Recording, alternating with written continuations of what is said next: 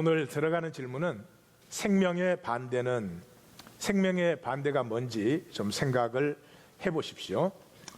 요한복음 10장이 오늘 그 본문인데, 요한복음 10장을 요한복음은 이 흐름 속에서 이해를 해야 되는 그런 책이에요. 그래서 먼저 전체 구조를 보겠습니다. 1장이 서론이고 21장은 후기예요. 20장 31절에서 요한복음의 결론이 딱 내려집니다. 그래서 후기고, 그 안에 2장에서 12장까지는 표적의 책, 또 13장에서 20장까지는 영광의 책, 그렇게 불러요. 표적이라는 것은 무슨 표적이냐 그러면 새 시간이, 하나님의 새 시간이 도래한 표적들이 나타나요. 다른 말로 하면 죽음을 살고 있는 이 땅에 생명을 사는 표적들이 나타나는 거죠. 또 영광의 책이라고 부르는 것은 요한복음은 계속해서 십자가를 영광이라고 부릅니다. 왜 영광이라고 부르느냐? 십자가에서 하나님의 생명이 가장 선명하게 나타났기 때문에, 이것이 이제 요한복음입니다. 그러면 1장이 사실은 어떤 의미에서 제일 중요해요. 왜냐 그러면 전체의 내용을 이미 다 선언하고 있어요. 이 선언과 이제 정언으로 나누어지는데, 선언은 이제 말씀이 계셨다, 말씀이 하나님이다, 말씀으로 말미암아 모든 것이 창조되었다. 그런데 그 말씀이 육신이 되어서 우리 가운데 지금 함께하고 계신다. 그러니까 두말할 것도 없이 나사렛 예수를 얘기하는 거죠. 자, 그 나사렛 예수에 대해서 정언이 세 가지가 나타나요. 제일 첫 번째 정언은 세례 요한에게서 나타나요. 이 세례 요한이 나도 모른다, 메시아가 누군지 내가 어떻게 알겠느냐. 그런데 하나님께서 내게 말씀하시기를 성령이 임하여서 그 위에 머물거든, 그가 성령으로 세례를 주는 사람인 줄 알라 그랬다, 이 말이죠. 성령이 머무는 사람, 성령과 함께하는 사람이죠. 두말할 것도 없죠. 성령으로 세례를 주신 인 줄 알라 그랬는데, 나사렛 예수 위에 성령이 임하더니 머물더라. 그래서 내가 그를 정언한다. 두 번째, 그는 세상 죄를 지고 가는 하나님의 어린 양이다. 이렇게 정언을 합니다. 세례 요한의 정언을 듣고 예수를 따르는 사람들이 생겼습니다. 대표로 빌립을 얘기하고 있습니다. 그래서 빌립이 나다나엘에게 이렇게 말합니다. 율법과 선지자가 기록한 그의, 다시 말해서 율법과 선지자는 구약이죠. 구약 성경이 예언한 메시아를 우리가 만났다.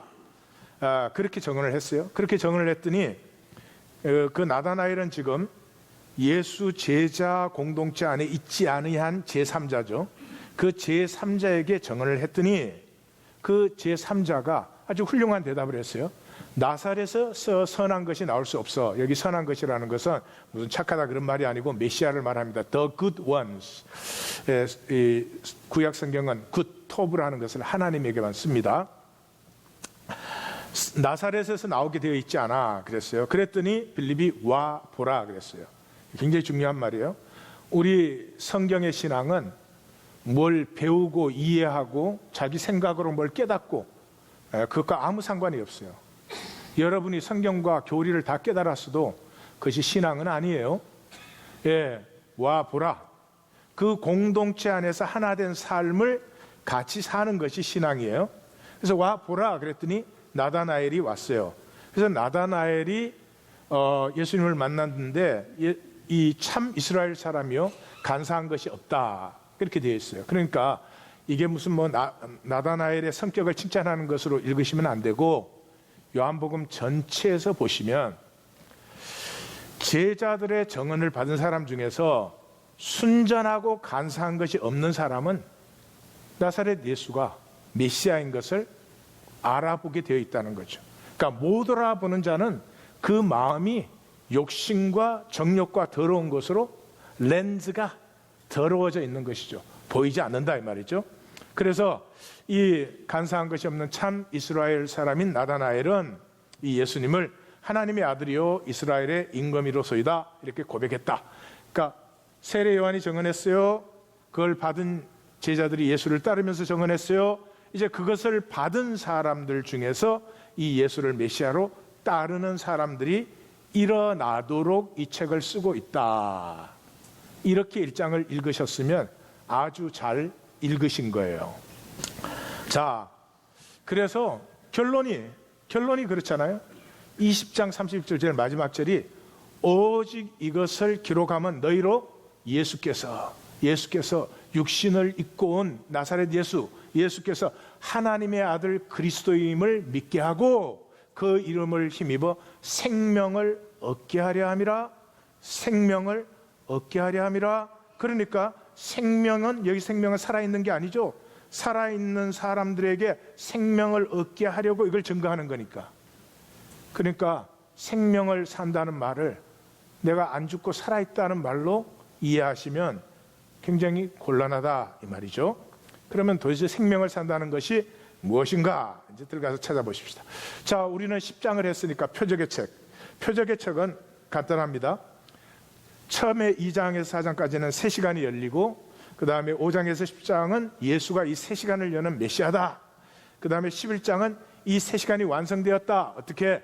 죽은 나사로가 부활함으로.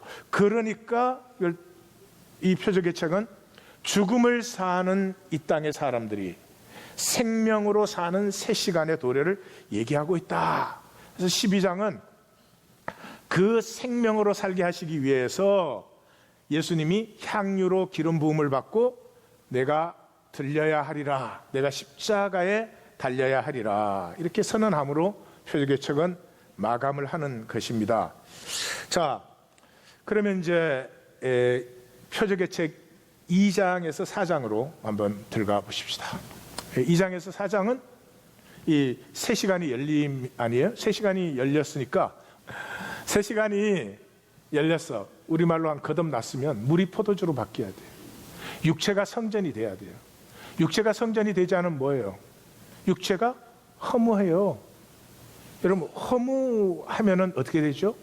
욕망이 가득하죠. 허무하니까 욕망이 가득해요. 그냥 좋은 건 자기한테 다 채워야 돼. 여러분, 무슨 생명이, 그런 생명이 어디에 있어요? 아니, 꽃이 자기는 장미도 되고 백합도 되고 뭐 하여튼 수선화도 되고 뭐 꽃에 좋은 건 지가 다 가져요. 그건 꽃이 아니지, 괴물이지. 우리가 그런 삶을 살아요. 왜요? 육체가 허무하니까. 허무하면 욕망밖에 없죠. 그런 게 아니에요. 육체는 하나님의 말씀이 담기는 거예요. 하나님의 말씀이 뭐예요? 하나님의 인격이 담기는 거죠. 하나님의 인격이 나타나는 자리를 성전이라고 하죠.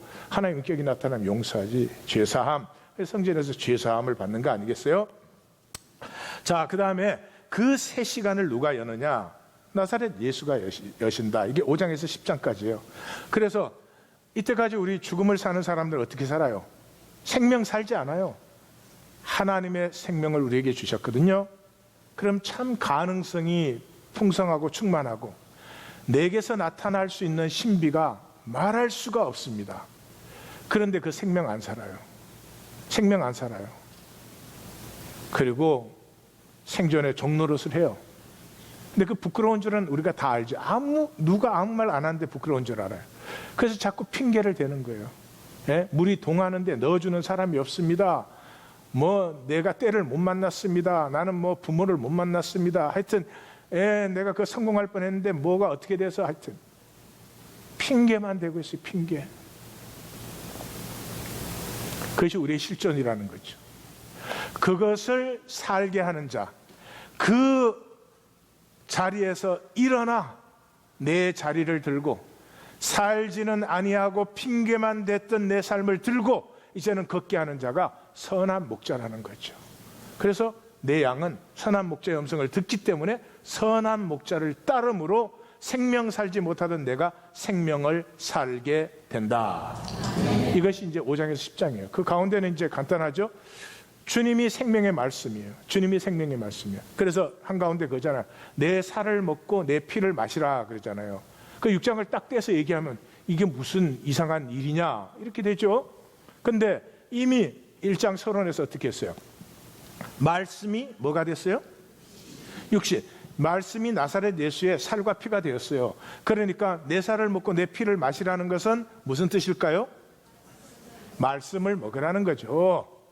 이 내 말씀으로만 너희가 살 수 있다 그랬을 때 그거를 따르는 사람도 일어나고 그걸 반대하는 사람도 일어나고 메시아의 논쟁이 일어나죠. 그 앞쪽으로는 오병이어와 무리로 걸으시는 역사를 딱 보여줘요. 예, 성경을 읽는 사람은 벌써 창세기에 사람을 창조하시고 복을 주시고 모든 걸 다스리라, 다스림의 권세를 위임했잖아요.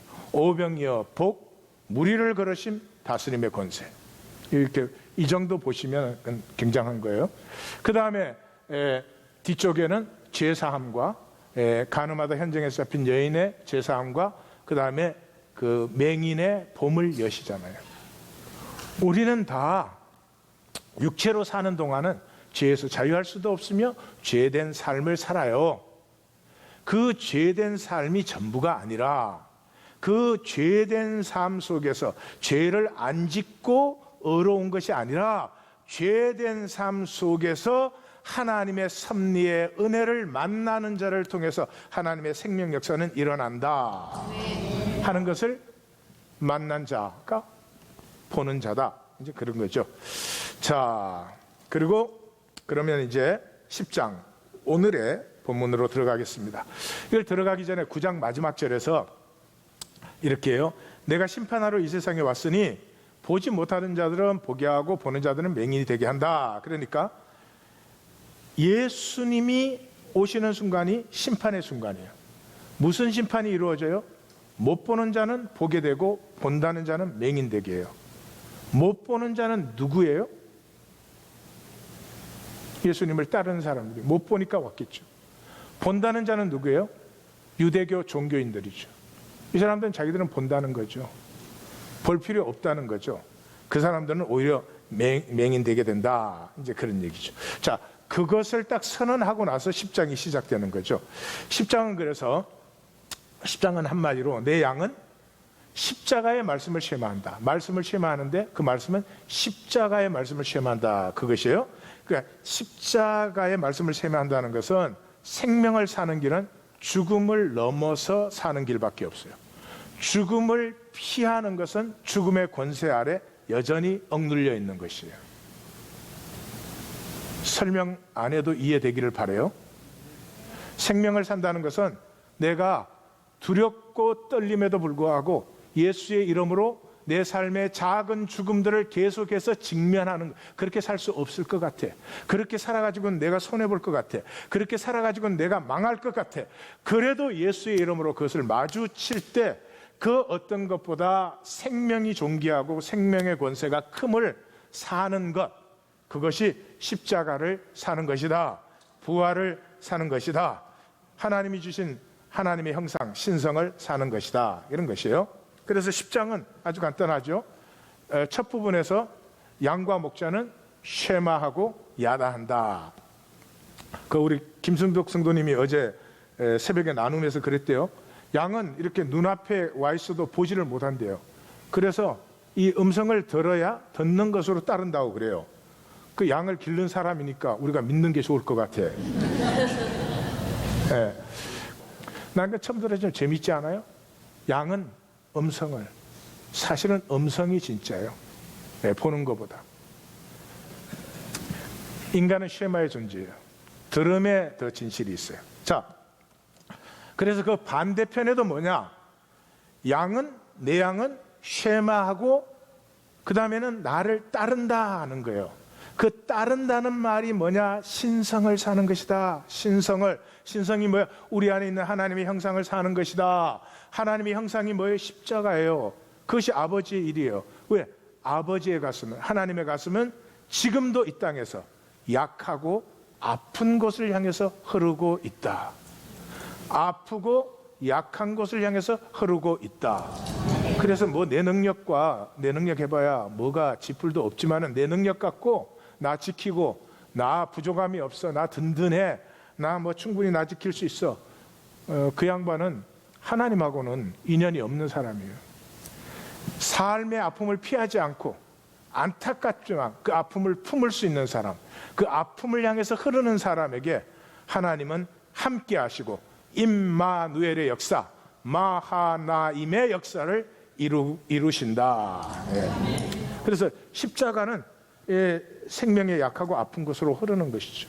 그러므로 쉐마하는 사람은, 하나님의 말씀을 듣는 사람은, 그 하나님 말씀을 따르는 사람은 반드시 그 생명이 약하고 아픈 것을 향해서 흐르게 되어 있다.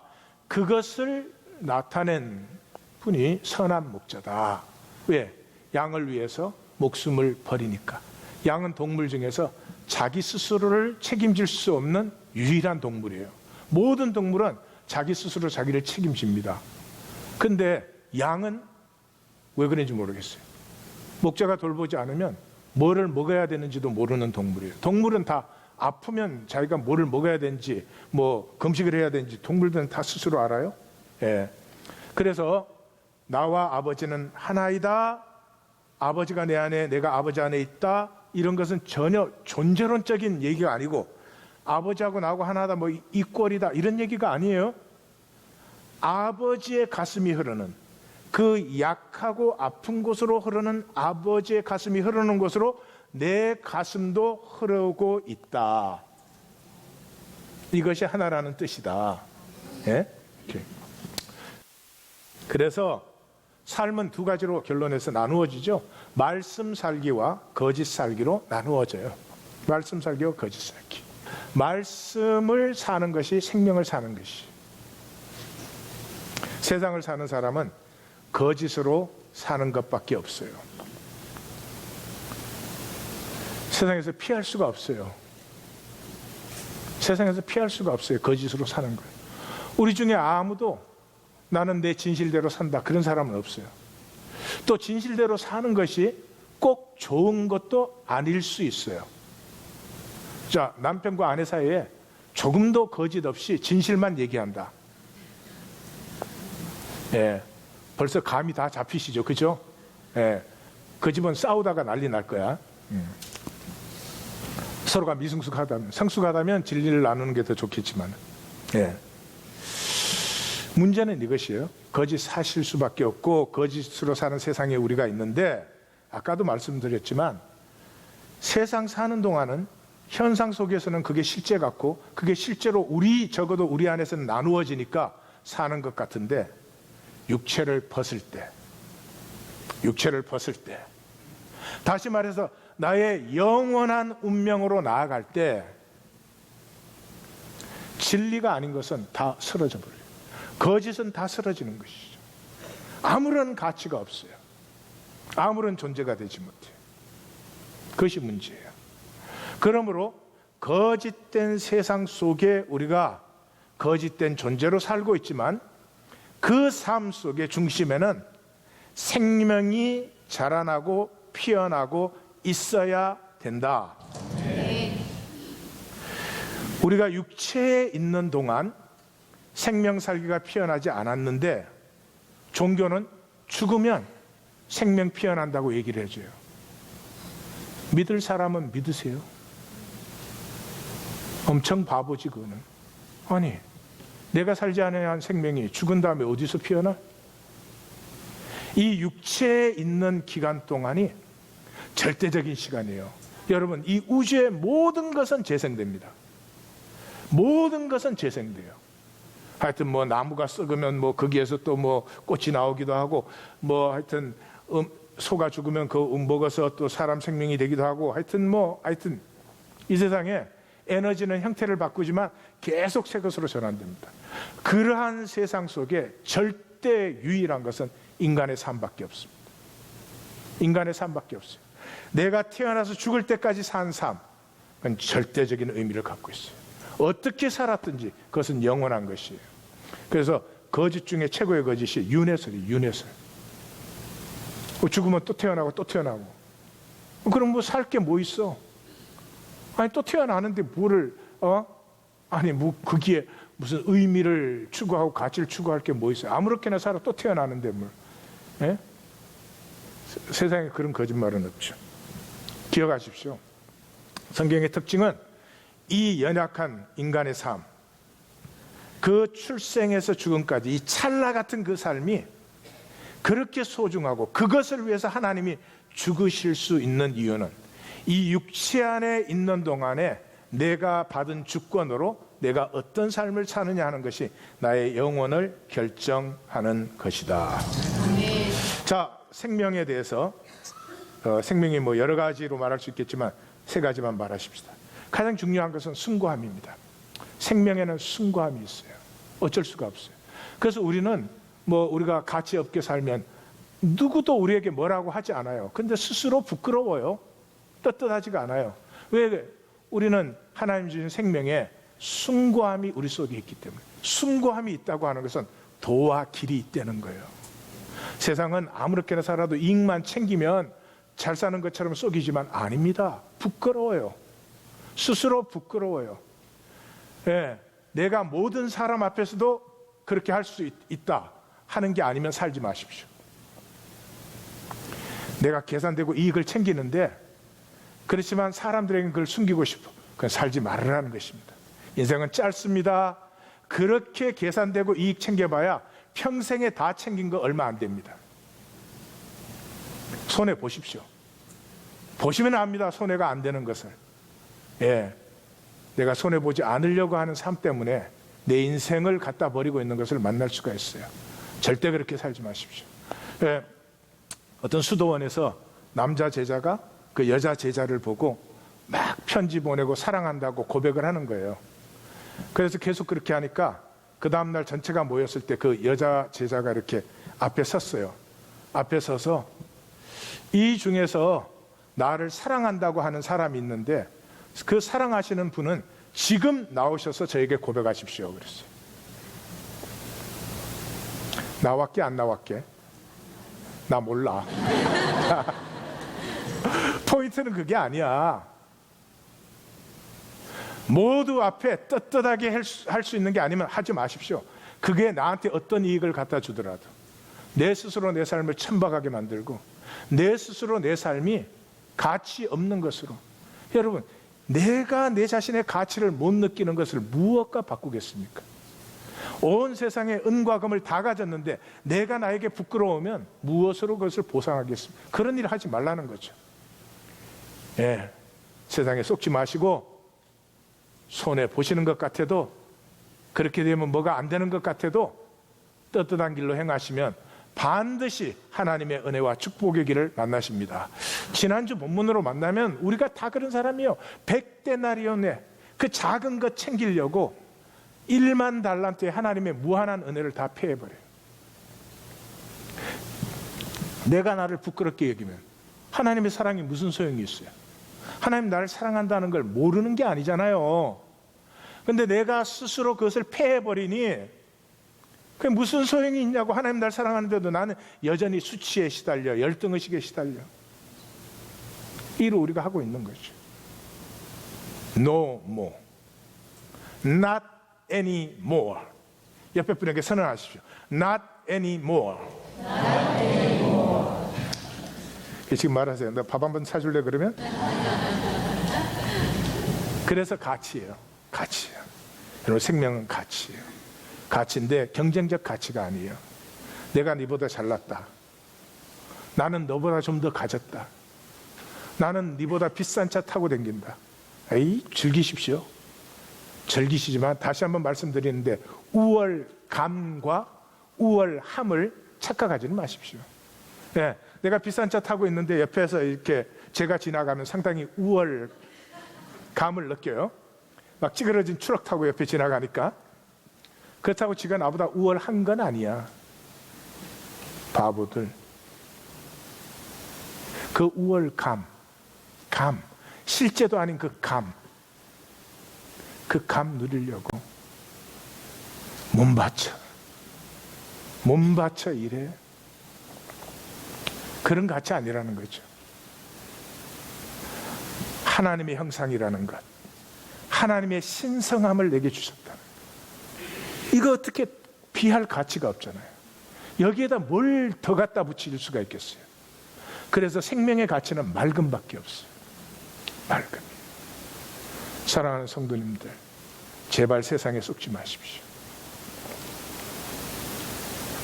맑은 생각, 맑은 선택, 맑은 삶을 살면요, 세상이 작아져요.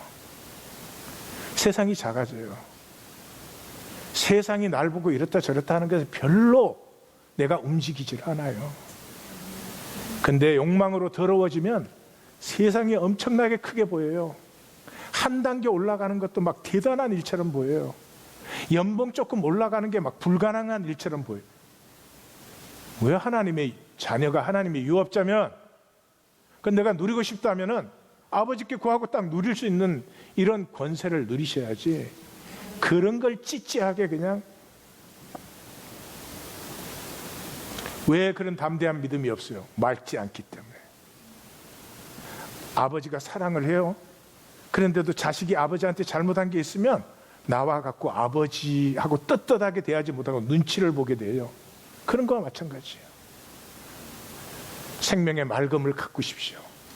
하나님 앞에 담대하시고, 내가 원하는 게 있으면 그게 아버지가 좋아하든 싫어하든 내가 원하는 것이니까 아버지 이번 한번 해주세요. 그렇게 아버지와 관계할 수 있는 맑은 삶이 되십시오. 네. 되지도 않은데 그냥 그 더러운 욕망 막 사람에게 숨겨가면서 여기 조금 챙기고 저기 조금 챙기고, 그래 평생에 뭐해요? 그러한 삶이 될 때 생명은 아픔과 약한 곳을 향해서 흐르기 시작합니다.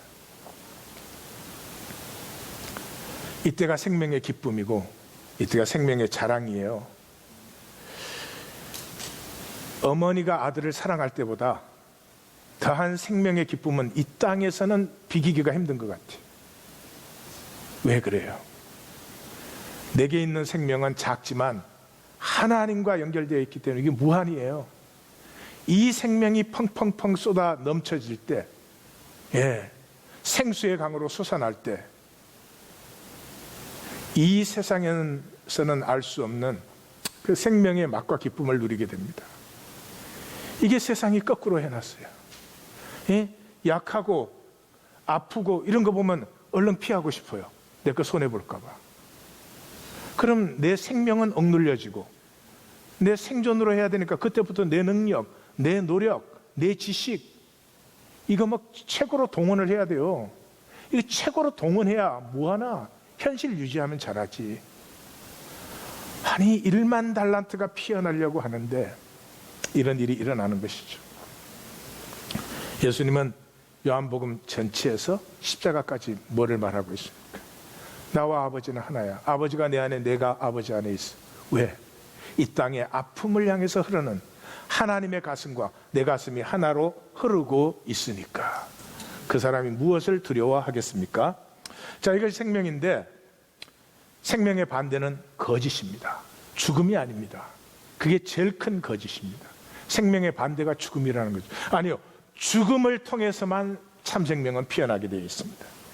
그래서 8장 44절에 너희는 그러면 우리도 너무 부담스러워서 제가 앞에 생존을 사는 너희는, 종교생활하는 너희는 너희 아비 마귀에게서 났다.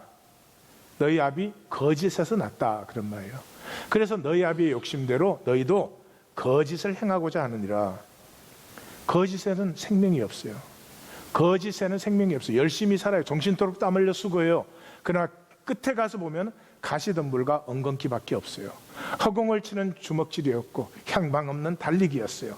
생명이 없어요. 거짓은 처음부터 생명을 약탈해버립니다. 진리가 그 속에 없으므로 진리에 서지 못하고 거짓을 말할 때마다 제 것으로 말하느니 이는 그가 거짓말쟁이요 거짓의 아비가 되었습니다. 이 거짓의 두 가지의 거짓이죠. 첫째는 죽음입니다. 죽음을 자꾸 생명의 끝이라고 해요. 아닙니다. 생명은 영원합니다. 생명은 하나님께로 나오지 아니한 것이 없습니다. 미물의 생명도 하나님으로부터 나왔기 때문에 영원합니다. 시작도 없고 끝도 없습니다. 다만 우리에게 이 현상이 죽음이라고 하는 것을 주신 것은 이 현상에 있는 동안 우리가 사랑하여서 우리가 자원함으로 생명을 선택함으로 생명이신 하나님과 우리가 진정한 하나가 되고 싶어서, 그래서 우리에게는 죽음이라고 하는 결승점을 주신 것이죠. 그것을 넘어서 죽음을 품지 않으면 생명이 없습니다. 그럼 간단하지 않습니까? 우리가 음식을 먹어요. 음식 먹을 때 뭐를 먹어요? 죽은 걸 먹어요. 죽은 걸, 죽은 야채, 죽은 고기를 먹어요. 근데 그 죽음을 우리가 품었을 때 어떻게 해요? 우리의 생명은 그것을 나의 생명으로 바꾸는 능력이 생명 안에 이미 있는 것이죠. 근데 세상에 속으면 죽음을 피하기 위해서, 죽음에서 멀리 떨어지기 위해서, 돈이 조금만 더 있으면 죽음이 멀게 느껴지고 내 마음대로 할 수 있을 것 같아요. 죽음도 나를 건드리지 못할 것 같이, 이런 무의식. 그래서 T.S. 엘리엇의 웨이스트랜드, 황무지 시에 들어가는데 T.S. 엘리엇이 우리가 그 시를 이해할 수 있도록 쿠마의 무녀 이야기를 적어놓죠. 쿠마의 무녀가 아폴로 신에게 사랑을 받아요. 그래서 아폴로 신이 물어요. 내가 너에게 무엇을 해주랴? 먼지 한 움큼을 집어서 이만큼 살기를 원합니다. 이만큼 살아도 죽지 않기를 원합니다. 그런 말이죠. 그래서 아폴로 신이 그걸 허락해 줬어요. 이 쿠마의 무녀는 죽지 않아요. 죽지 않는 삶은 어떻게 돼요? 점점 쪼그라들어요. 그래서 죽음을 피하는 사람들은 나이가 들수록 쪼그라들어요. 삶의 지경이 확장되는 야베스의 복을 누리지 못하고 땅끝까지 복이 되는 아브라함의 복을 누리지 못하고 삶이 점점 쪼그라들어요. 내 능력으로 지킬 수 있는 삶, 내 능력으로 유지할 수 있는 삶, 얼마나 크겠습니까? 우리는 죽음을 피하는 사람들 아닙니다. 죽음을 정정당당하게 직면하면서 하루하루의 삶 속에서 작은 죽음들, 끊임없이 나를 천박하게 만들려는 그 유혹들, 아무것도 아닌 것에 계산과 이익에 사로잡히는 그 죽음을 피하려는 내 본능에 매달리는 삶에서 과감하게 그러한 육체의 본능을 넘어서 생명을 피워내는 삶으로 살던 내가 어느 날 죽음을 맞이했을 때 너와 나의 최종의 결정으로 그 죽음을 그대로 내 품에 안아버립니다. 그러면 하나님의 생명이 죽음보다 큰 것을, 하나님의 생명이 죽음을 반드시 이기는 것을 만나게 되죠. 좀 역설적이지만 이러한 것이에요. 건강한 결혼 생활은 이혼의 가능성을 매일매일 알고 있는 것입니다. 무슨 말이냐? 분명히 이혼의 가능성이 선명하게 있음에도 불구하고 오늘도 우리가 결혼한 관계로 살아간다는 말은 오늘 다시 한번 결혼의 서약을 새롭게 하며 오늘이 그 서약의 첫날로 살아가는 것이죠. 불건강한 삶은 결혼이 무슨 권리를 챙긴 것입니다. 이제 결혼했으니까 너 내 권리 채워내. 그러한 결혼 생활에 무슨 기쁨과 가치가 창조되겠습니까? 그렇습니다. 우리의 삶도 마찬가지입니다.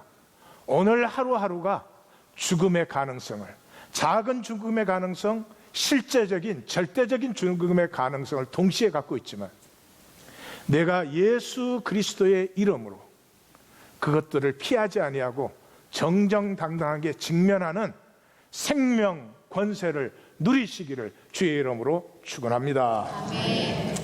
제 페이스북 메시지를 하나 나누죠. 이번 주 요한복음 10장을 묵상하다가 하루 적은 것입니다.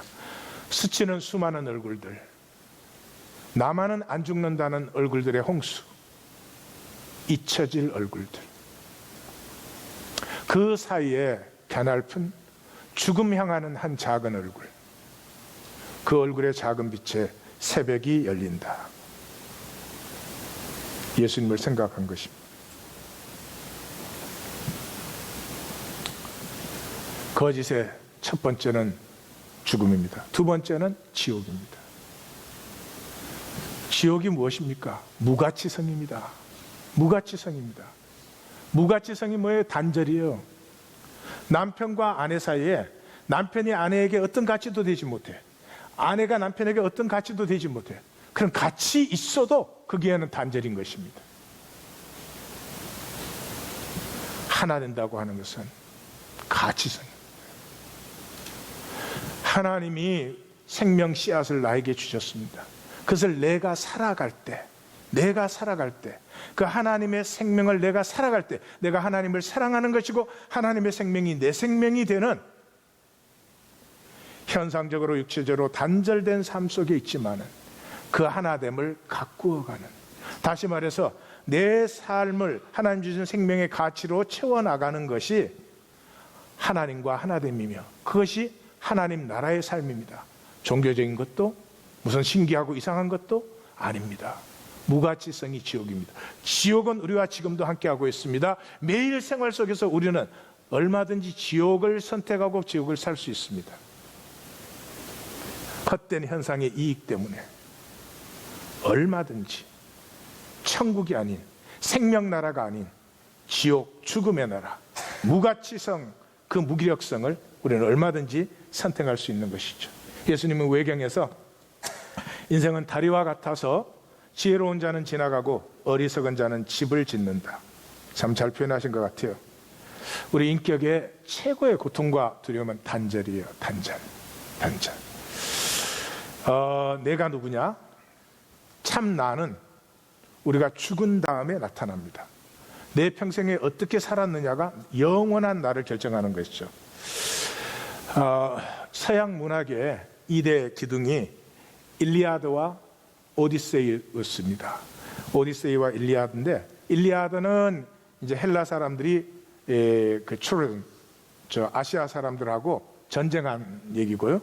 그 다음에 오디세이는 전쟁을 끝낸 오디세이가 집으로 돌아오는 얘기예요. 집으로 돌아오는데 여기저기 모험과 유혹에 부딪혀서 10년 걸려서 이제 돌아오게 됩니다. 10년 전쟁하고 10년 걸려서 돌아오니까 집을 떠난 지 20년 만에 집으로 돌아와요.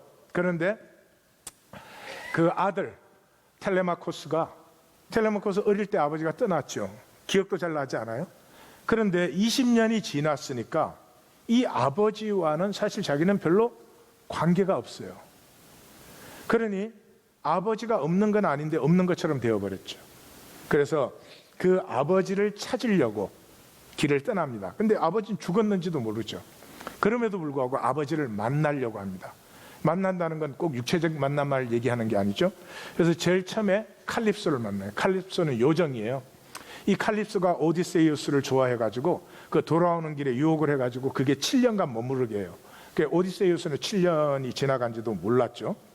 그래가지고 그 칼립소가 이제 오디세이우스를 이렇게 그 유혹을 하는데, 그 아내 페넬로페가 미인이어서 이 20년 부재 동안에 많은 사람들이 결혼하려고 하고 유혹하려고 그러고 하는데도 그 페넬로페가 그 순정을 지켜서 나중에 두 사람의 만남이, 그러니까 남편은 아내에 대한 가치를 지켰어요. 남편됨의 가치를. 아내는 남편에 대해서 아내됨의 가치를 지켰어요. 예. 그 만남. 그래, 이제 칼립소가 페넬로페는 벌써 20년이 지났다, 늙었다, 네가 생각하는 페넬로페가 아니다, 그냥 여기 나하고 살자, 이랬어요. 근데 이제 오디세이가 물리쳤어요. 그랬더니 그 다음에는 이 좀 물리치기 힘든 유혹이죠. 칼립소가 오디세이우스를 보고 그래요. 영원히 늙지 않게 해주겠다. 그래서 영원히 늙지 않는 젊음으로, 영원히 늙지 않는 그 아름다운 여정과 사는 삶. 자, 형제님들 어떻게 하시겠어요? 다 표정들이 이래. 그걸 질문이라고 지금 묻니? 거기에서 내 아버지는 내 아버지됨을, 남편됨의 가치를 지켰다는 말을 들어요. 그래서 잘 모르는 아버지에 대한 한없는 존경심과 자부심을 가지고 그 다음에 또 떠나서 메넬라우스, 그 전쟁의 총사령관이었던 메넬라우스를 만나요. 메넬라우스는 굉장히 천박한 사람이에요. 그런데도 이렇게 말해요. 나는 내가 존경할 사람을 별로 만나본 적이 없다. 인간이란 건 다 거짓되니까. 그런데 내 아버지는 용사 중에 용사, 영웅 중에 영웅, 존경받을 수 있는 사람이었다. 거기서 이 텔레마코스는 자기 아버지 오디세이우스와 하나가 되는 것입니다. 무슨 말하는지 보이십니까? 아버지가 부재했을 때, 내가 한평생을 살고 나서 내 현상적인 육체의 삶이 없어진 다음에 내가 남긴 삶의 가치가 무엇이냐 하는 것이, 내가 단절을 살았는지 하나됨을 살았는지, 하나됨 뭐 잘해주고 이런 것이 아닙니다. 내가 내 가치를 지킨 것이 당신에 대한 하나됨입니다. 그 관계가 부부 관계가 되었든 친구 관계가 되었든 이웃 관계가 되었든 성도 관계가 되었든 하나님과의 관계가 되었든 내가 내 가치를 지키는 것이 하나됨 되는 것입니다. 나사렛 예수는 아버지 앞에 그 가치를 끝까지 지키신 분이죠. 자, 제가 이렇게 말씀을 드려도 제 심령은 안타깝습니다. 왜냐하면 제가 이렇게 드리는 말씀은 늑대 보고 토끼로 살라는 거예요. 사실은 저뿐이 아니고 이미 이 씨는 아니지만 예시가 구약시대 예레미야가 표범이 그 반점을 없앨 수 있느냐, 구스인이 흑인이 그 피부를 백인처럼 할 수가 있느냐, 안 된다 이렇게 말했습니다. 똑같은 얘기입니다. 그럼 왜 이 말을 하는가? 그것을 하는 이유는 이것입니다. 첫째, 내 안에 있는 거짓 기제를 인정하셔야 됩니다. 제가 이렇게 말씀드리면 머리로는 지금 다 이해합니다. 생명 살아야지, 생명 사는 게 좋은 것이구나, 다 알죠. 그러나 내 삶의 적용은 나르시즘이 딱 막아버리죠. 어떻게 막아요? 내 마음은 그래. 내가 아직 살지는 못하지만 내 마음은 그래. 내가 아직 살지는 않지. 언젠가는 그렇게 살 텐데, 이렇게 스스로를 속여버려요. 그렇게 속여버리는 한 전혀 소망도 가능성도 없습니다. 두 번째, 에고입니다. 그래서 한 걸음을 더 나가요. 한 걸음 더 나간 사람은 어떻게, 에고는 뭐예요? 논리적 옳음을 만들죠. 논리적 옳음. 이미 제가 말하기 전에 이미 막 자기 속으로 그런 사람 여기 있을 거예요. 사람이 누가 어떻게 그렇게 사냐, 그렇게 멋있게 말하지만 니난 그렇게 사냐, 나 그렇게 살아. 아니요, 아주 작지만 그렇게 삽니다. 제가 전혀 살지 않고 이렇게 말하면 제가 먼저 심판을 받아야 될 것입니다. 그것은 분명히 아셔야 됩니다. 악은 이것입니다. 자기를 정당화하기 위해서 모든 것을 보편화시키는 것입니다. 그래서 진실이 어디 있어? 진실로 사는 사람이 세상에 어디 있어? 자기를 정당화하기 위해서 진실로 사는 사람의 숫자는 적지만 있습니다. In fact, 인간 역사에 구름같이 허다한 증인들이 있습니다. 그런데 그 존귀한 가치를 자기 하나 정당화하려고 싹 없애버리는 것입니다. 대중화시키고 논리화시키고, 그것이 악입니다. 그게 불신입니다. 그렇게 살 수는 없어 이렇게 했죠. 신앙은 무엇입니까? 모두가 거짓이고 모두가 헛되이 사는 것 같은 그 삶 속에서도 하나님은 합력하여 선을 이루고 있으며, 그 합력하여 이루시는 선을 누리는 증인들이 아직까지는 우리 앞에 있다. 이것이 믿음입니다. 이 길은 말씀 만나기를 통해서만 옵니다. 말씀 만나기가 유일한 길입니다. 성도님들, 오늘 10장은 간단하지 않습니까? 양은 내 음성을 들어 나를 알고 나를 따라, 그런 것이죠. 이 얘기를 하시는 이유는 딱 한 가지입니다.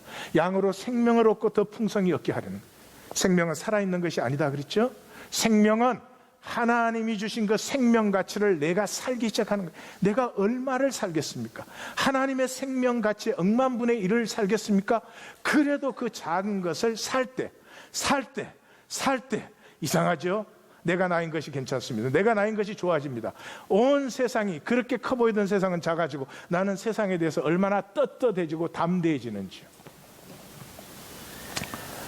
그래서 내 양은, 다시 후반부에서 내 양은 내 음성을 들으며 나는 그들을 알며 나를 따른다, 이렇게 얘기했습니다. 자, 이 말씀을 읽는다는 것은, 이 말씀을 만난다는 것은, 이 말씀을 읽었을 때 이 말씀이 무슨 뜻이야, 이 말씀에서 양은 뭐야, 그런 것이 아닙니다. 이 말씀을 들었으면 이렇게 읽는 것입니다. 내 양은 내 음성을 듣는다는데 나는 주님의 음성을 듣고 있나? 내 양은 나를 안다는데 나는 주님을 정말로 아는가? 내 양은 나를 따른다고 했는데 나는 정말로 주님을 따르고 있는가? 그걸 점검하셔야 됩니다. 기독교는요, 막 이해합니다. 교리식 가지고 멋지게 갖다 붙여놓습니다. 그걸 이해 다 했어요. 이해 다 했으니까 끝났지 뭐. 아무 말씀이 주어져도 이해 끝났으니까 됐지 뭐. 살지는 않아요. 거짓입니다. 종교의 거짓을 유의하십시오. 예를 들면 이런 것입니다. 제가 속사람에 대해서 여러 번 강조했습니다. 속사람에 대신 대한 핵심 기절이 뭡니까? 골로새서 1장 26절 27절이에요.